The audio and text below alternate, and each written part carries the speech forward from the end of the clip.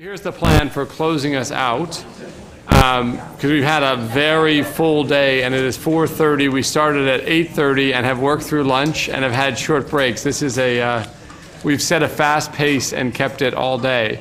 So what my proposal is, because we do want to get out of here before 5, is to have the 2 report backs, and then I'd like to actually ask the some patient representatives for some reflections, and then we'll close out about next steps. So we're going to flip the order and hear from the B group and then the A group, and we'll do report back, and then, as I said, hear from the patients in the room and patient representatives and others. Then Michael and I will close us out for the day. All right? So David Myers, please take it away. Thank you, and thank you to the Group B. I have the pleasure of trying to summarize a really wonderful discussion, and I'm sure when I mess up, they will fix it. So it started with the idea that this is challenging to think about policy levers in the U.S. because we have a crazy complex healthcare system, and so the answers aren't easy until somebody said, oh, let's just go to single payer. We all laughed and moved forward. The follow-up to that was, though, that altruism will only get us so far, and we need to get beyond that.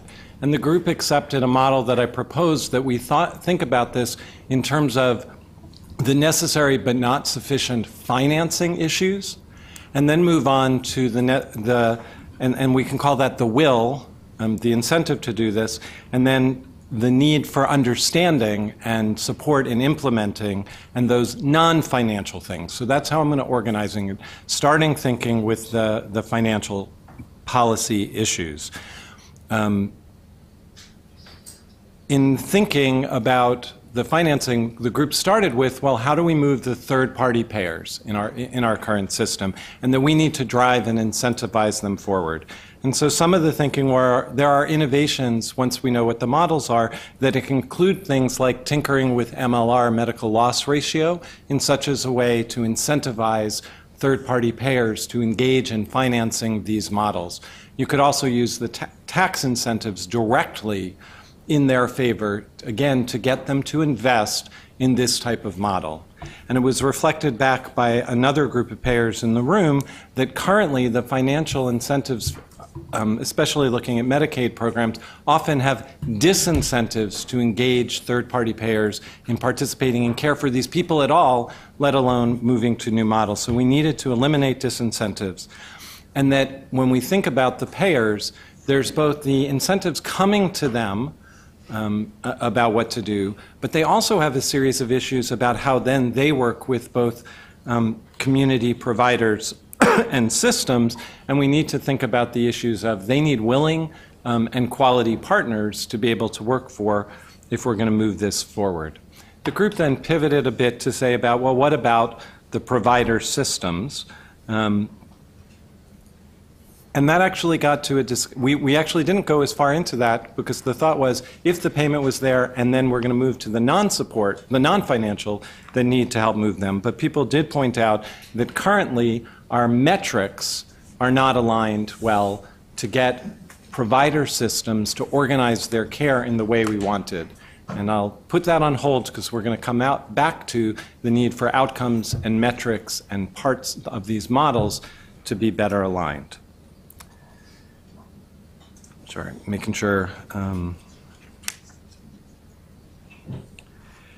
Another thought then came, before we leave financing, there's the third-party payer, there's how the delivery system responds to the incentives, but also a question of, are there innovative ways to make these models spreadable and disseminatable by engaging patients and family directly through the financing mechanisms? And clearly there are all sorts of issues that would need to be unpacked. But given our group's general discussion on the need for better care coordination and the delivery of social services, there was the thought that patients and families, through the financing mechanism, could be incentivized to help these models by supporting them with funds for the work they provide to make these models work. There was a recognition, I'm sorry, jumping back to the delivery system, that all of these models have high upfront costs, and not just starting costs, but ongoing retraining and relearning or evolving into new models. and that we need to recognize that in the financing models. That group spoke up, and right away we heard back from the other group who said, realistically, there are no new pennies for upfront costs in this healthcare system. That any solution, any financing model or policy solutions have to recognize the current environment, that we have too much in the system already, and putting more in is just not going to, is a non-starter. So that was just a group recognition. One of the group pointed out that, I'm sorry, going back to the patients and families, that while engaging them in these ways is important, we also have to recognize that there's a need for accountability in those any models there too. Some families, many families, are likely part of the solutions. Some families may be part of the challenge and the barriers that certain patients are facing. And so just a reminder that all of this needs further thinking and complexity.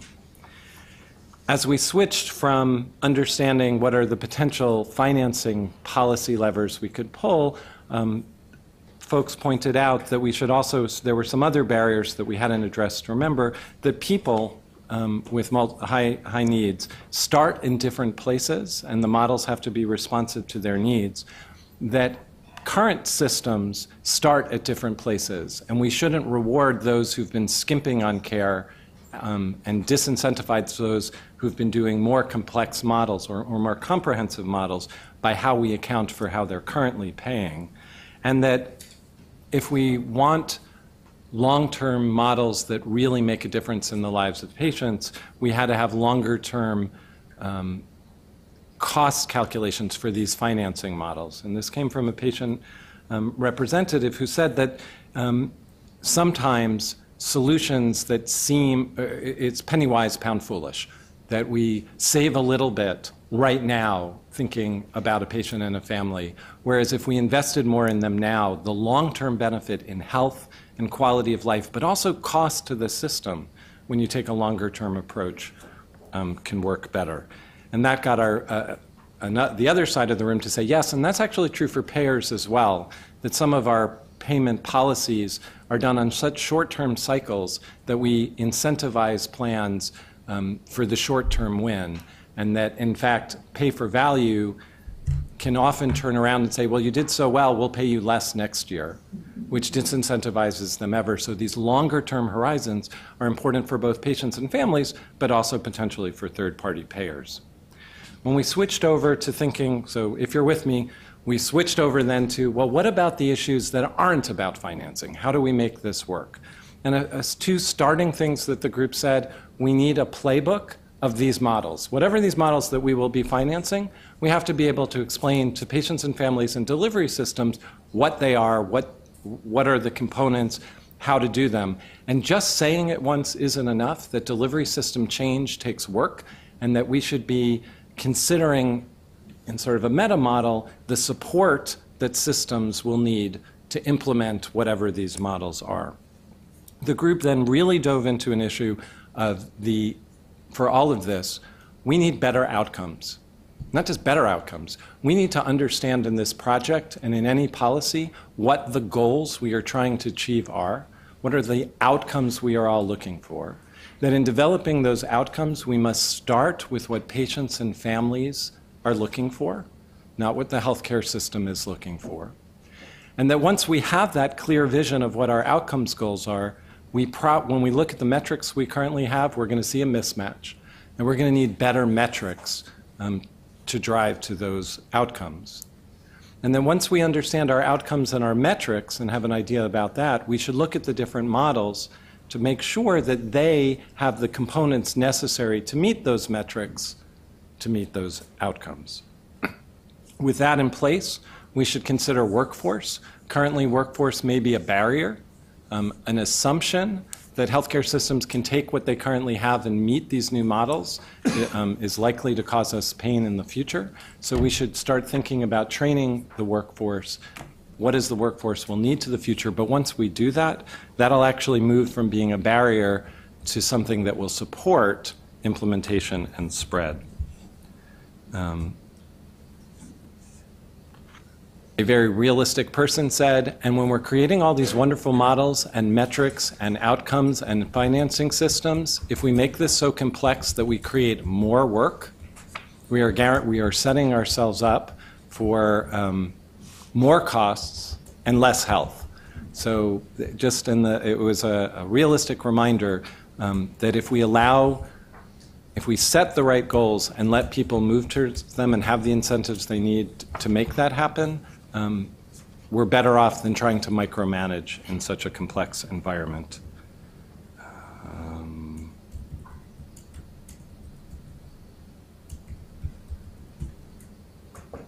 And then my handwriting got so bad that I will turn it. Actually, I'll throw one last one. The last thing that we had as a discussion, which I throw back to the leaders of this group. People afterwards are either taking me out to a bar or putting me in the sewer, I'm not sure which, for bringing this up. So I know this is controversial. But in our thinking, and it actually comes back to the financing models as well, some of the mental models people had in their head was that we were going to solve America's social problems, healthcare being one part of that, and that we needed to use where we spend all our money in this country, healthcare, as the solution for driving all of these. And somebody pointed out right away, it may not be that healthcare system leaders actually know the right answers for things like a better housing system, a better job system. And we better make sure that if we're going to solve all these bigger problems, that not only do we engage those other sectors, but we empower them with some of the dollars to do this. But then there became the question, is the goal of this whole project to improve the care the medical delivery system delivers for high needs patients, recognizing that that will include coordinating with social services?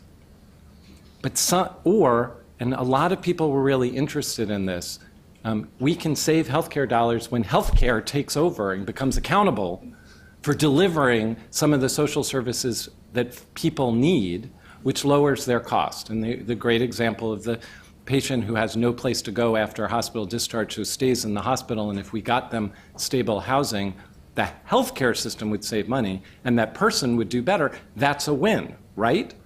Well, some people say, but maybe that's wrong, that should we be solving that problem?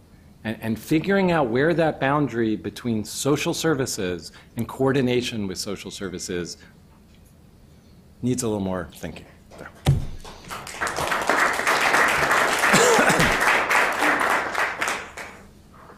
All right, I've stalled long enough for you, John. You ready to bring us home? Yeah, thank you. So Group 2A seemed to identify some key themes that recurred across the key questions.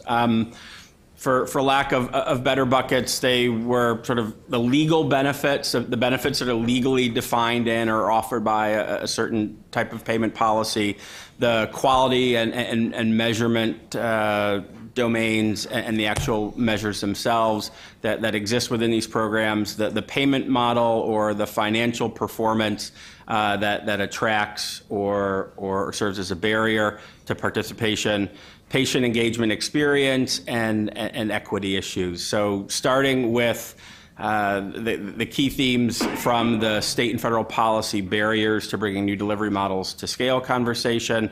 From a legal benefits perspective, it came up several different times that there's no federal funding for social services in policy, nor are there payment mechanisms for healthcare professionals that aren't necessarily defined as providers in the Social Security Act.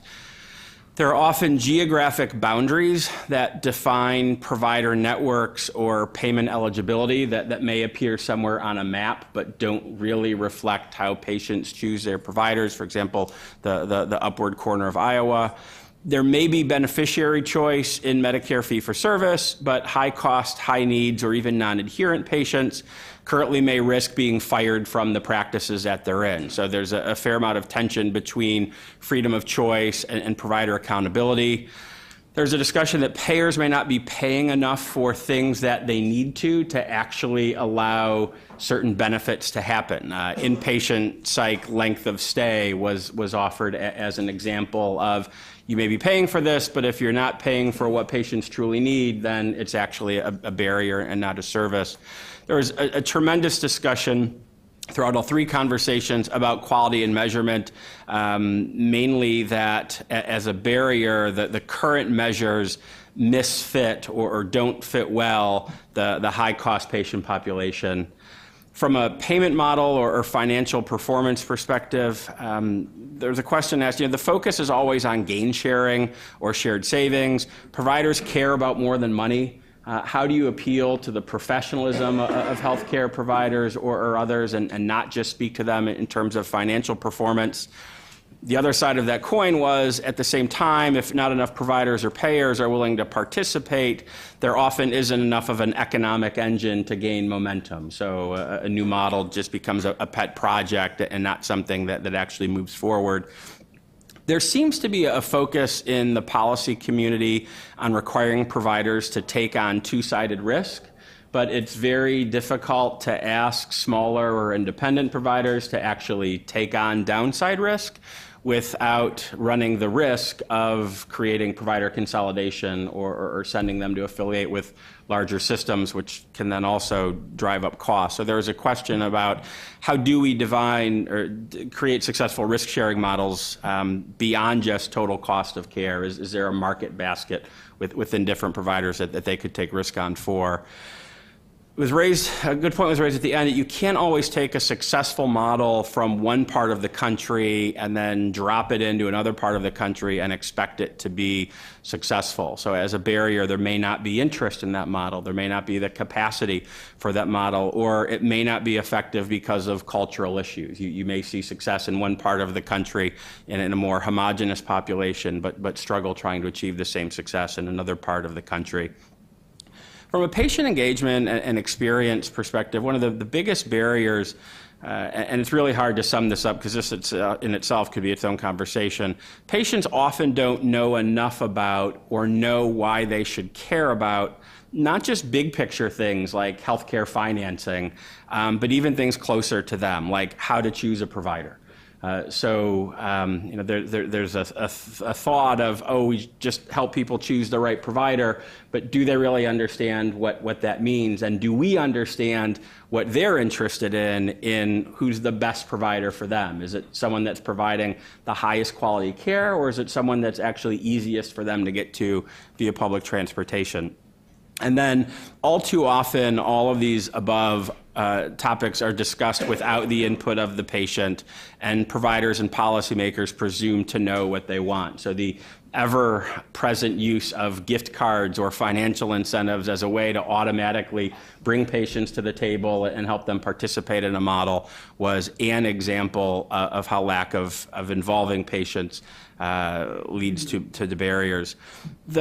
Is it possible to mitigate these barriers conversation? Had a number of key issues, but the lines kind of blurred between there and the appropriate policy framework.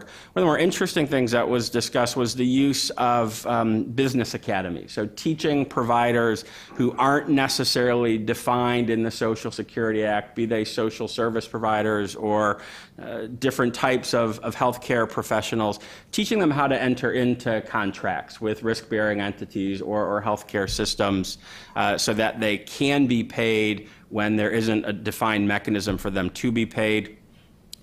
Can you address competition by requiring providers in a certain geography to serve the patients in that geography? Was offered as a potential mitigation strategy, both for healthcare providers and including social service providers. That led to a really interesting discussion about layering of choice and accountability and who should be required to serve whom versus who should be allowed to go out and target whom, both within and outside of their current patient population. Some strategies on how to engage patients in the so what of healthcare was offered as a mitigation strategy. And then, of course, allowing providers to come to the home via whatever policy framework was again offered as a way to mitigate these barriers. that led to sort of a meta conversation about a policy framework. And one thing that was sort of offered as a straw man was, should organizations, be they providers, be they ACOs, be they whomever, be allowed to have flexibility in the benefits they offer, the services they provide, the payments they receive, the marketing and the advertising they do, in exchange for being willing to provide and to competently provide high-quality services and programs that lower total cost of care in the different segments of the population. So the chronic disease, the chronic care SNP model was offered as an example, as was the severity adjusted care coordination payment. But it was, of course, discussed that if you are going to allow that kind of flexibility, or you are going to create that kind of payment model, the quality measures that should be used to measure high quality should be appropriate to this population or the segments of this population, and not just a standard scorecard of existing measures. And of course, track the 4 dimensions that we heard from the Peterson Center this morning. So clinical and functional outcomes, experience of care, physician-clinician engagement, and total cost of care. And no matter what, the flexibilities offered shouldn't impede on certain things. You shouldn't be able to fire patients to reduce your risk. You shouldn't be penalized for taking on high-cost, more time-consuming patients. The example of being a victim of your own success, because you were really good with these folks, now you're attracting all those folks, and that's changing your risk profile. You should be able to target individuals most likely to benefit from intervention if your focus is on improving quality, not just squeezing cost out of the system. The payment models that are used should incentivize targeting patients in your own population that are most likely to benefit from, again, the right interventions. There's still an unanswered question about what the appropriate level of risk should be, or if risk should be required in these models. And there was a parting shot about, if you're going to participate in these types of programs, you can't just do it only for the PPO or the patients with the most generous benefit.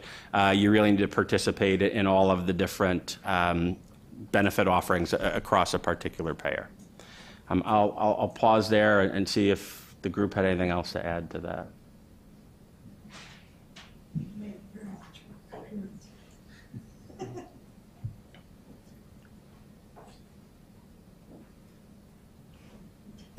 Hi, Melinda. Yes. I don't have anything to add. I just was ready to jump in and talk. I mean, kind of respond to some of the provocative questions raised, but only when you're ready. And I read 450. We actually proposed and okay, forget it. But there's a bar called the Sewer nearby where we could go to have that conversation. I just thought there was such a provocative, about the role of healthcare and social service and how all that works out. But you know what? I will send you an email.